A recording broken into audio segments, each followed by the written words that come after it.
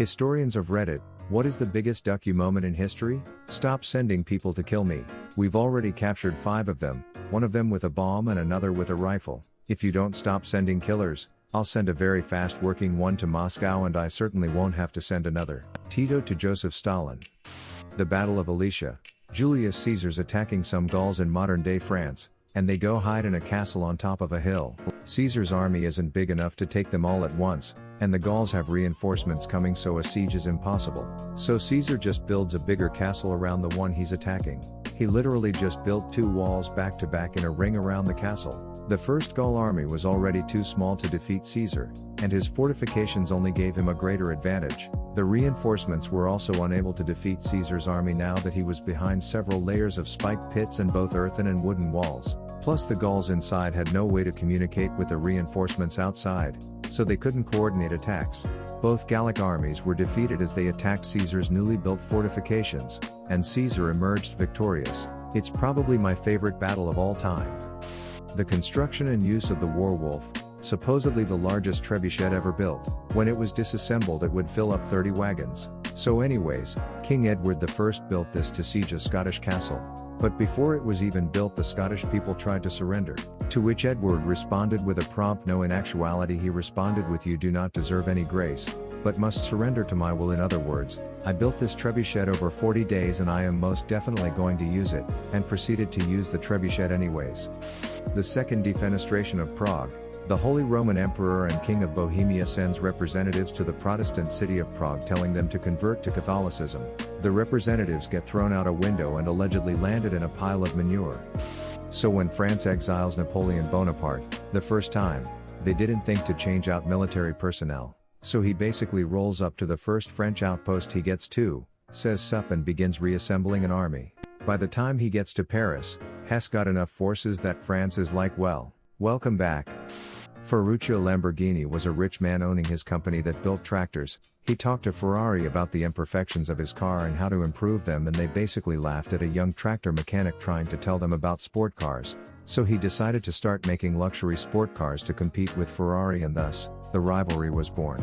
So I'd say the middle finger of this guy to Ferrari was pretty noticeable. Olga of Kiev. When her husband died, the country that killed him assumed they'd just take over and force her into marriage. She straight up killed the dignitaries that were sent to tell her she had to marry, multiple times, in the most intense way possible. She then traveled to where her husband had been killed and basically burnt the place to the ground, again, in the most hardcore, amazing way. They made her a freaking saint. Worth a read on Wikipedia. This is already one of my favorite threads in Reddit history. Galvarino, Chilean warrior who had both his hands cut off by the conquistadors for raising arms against the Spanish. Instead of letting himself serve as a message of helplessness in the face of the invaders, the crazy scoundrel strapped swords to his stumps and went on the warpath.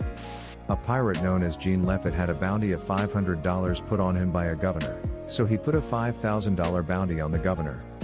This is more petty, but when Taft bragged to his friends via telegram about scaling a mountain on horseback, that it was a few thousand feet, clear weather, all in all not too difficult, his friend replied, "How is horse? More weight." In the 1970s, the small town of Vulcan, West Virginia asked for state funding to replace a bridge into town. The state legislature refused to grant Vulcan the funding they needed. Instead, the town appealed to the Soviet Union for aid. After hearing about the request, the state legislature immediately granted over $1 million for the town to build a new bridge. If a small town in WV asking for Soviet funding in the middle of the Cold War isn't a big middle finger to the state government, then I don't know what is. Napoleon invited his brother-in-law to speak with him before his coronation as emperor to remind the brother-in-law that he objected to Napoleon marrying Josephine because Napoleon would amount to nothing. My personal favorite, the beginning of the Battle of Stamford Bridge, in England, 1066. England's been invaded by a Norwegian army led by Harald Hardrada, King of Norway, and Tostig Godwinson, exiled English earl and estranged brother to the English king. They've already fought one battle, they've captured York. Things are looking good for them. They're chilling, enjoying their success, waiting at Stamford Bridge for the hostages they demanded. It's a hot day, they're not expecting any trouble, but wait, an English army shows up. That's practically impossible. The Battle of Fulford Gate had taken place only 5 days ago, and the Norwegians had completely routed the forces of the Northern Earls. The rest of the English army was known to be in the south, awaiting a Norman invasion. Turns out the English had ridden all the way up north in 4 days. The Norwegians were, understandably, a bit unhappy. They form into a circle. They don't have their armor with them, it's at the ships. It's too hot to be hanging around in mail. They've got helmets and shields and weaponry, and that's it. The English send a rider to negotiate. He tells Tostig that his brother the king is willing to offer him his earldom back and part of the rule of England if he gives up now. Tostig asks what his buddy Harold Hardrada gets for his trouble. 6 feet of English ground, or as much more as he needs, being taller than other men. Tostig says they're done here. The rider rides away. Harold Hardrada asks who that dude was, because if it had been him talking, he'd have just killed the scoundrel there. Tostig says, "Oh, that's my brother. That's Harold Godwinson, the king." Harold Godwinson rode up to an enemy army personally and told the King of Norway, known to be a great warrior and general, that all he'd get from this invasion was a grave. Battle commences. Norwegians lose. Tostig and Harold Hardrada both die. Huge bloody mess. English army is crippled. And then 3 days later the Normans land in the south. Harold is ducked. He still marches his army back, gathers as much force as he can, and engages 3 weeks later. He's killed at Hastings. Normans conquer England. Basically a very personal docu moment that snowballed quite intensely. Edit, because a lot of people are asking, yes, this was the battle with the legendary berserker at the bridge. No, it probably didn't actually happen. The story appears hundreds of years later and is very inconsistent. Also, there might not have been an actual bridge there at the time. This requires some background. The Spartans were famously blunt. They were trained to get to the point when speaking, instead of using artsy and beautiful language that would have been common at the time, by being bitten on the thumb if they became long-winded. Now to the meat.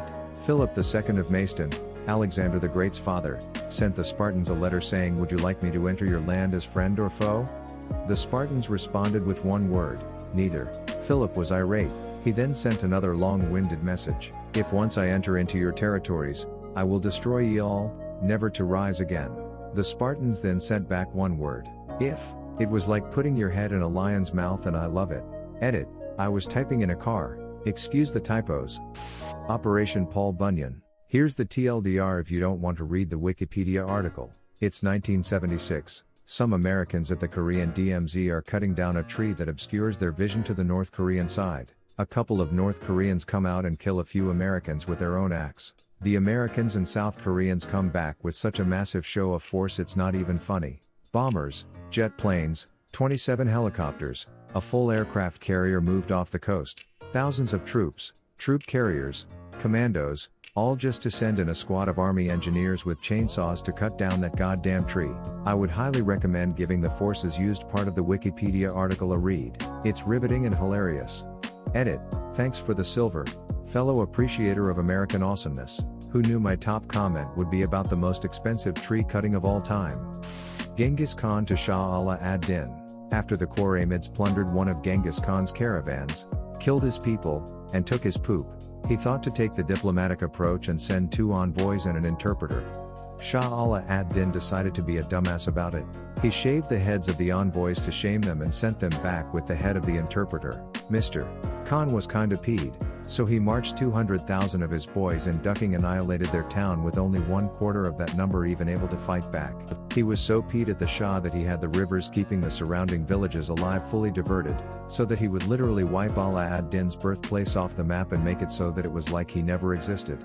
No one would settle there or live there ever again. No one would be there to remember his enemy who had disrespected him. Not even the dogs or cats would be spared, said Genghis Khan. On the crowning of King Henry VII, he backdated his own reign to before the date of the Battle of Bosworth, meaning anyone who was loyal to him now but had shown any sign of opposition at Bosworth was now a traitor and an enemy to the realm. Justice served. French surrender in World War II. Hitler dictates that the French capitulation take place at Compiègne, a forest north of Paris. This is the same spot where 22 years earlier the Germans had signed the armistice ending World War I. Hitler intends to disgrace the French and avenge the German defeat. To further deepen the humiliation, he orders that the signing ceremony take place in the same railroad car that hosted the earlier surrender. The armistice is signed on June 22. Under its terms, 2/3 of France is to be occupied by the Germans. The French army is to be disbanded. In addition, France must bear the cost of the German invasion. Khosrow Anushirawan was a Shah of Iran in the 500s ACE. He took over a town, Antioch, that used to belong to the Byzantine Empire, ran by Emperor Justinian, but before he burned it to the ground, he had architects and a bunch of other people go through and record exactly what the city and its buildings looked like. He then built a new town that looked exactly the same and named it Way Antioch Khosrow, which translates roughly to Khosrow's better version of Antioch. And that's not even all of the ways Khosrow trolled Justinian. I recommend watching extra credits series on this dude, it's nuts. Edit, Jesus Christ people, I get it, it's CE, not ACE. Remember to like, comment and subscribe.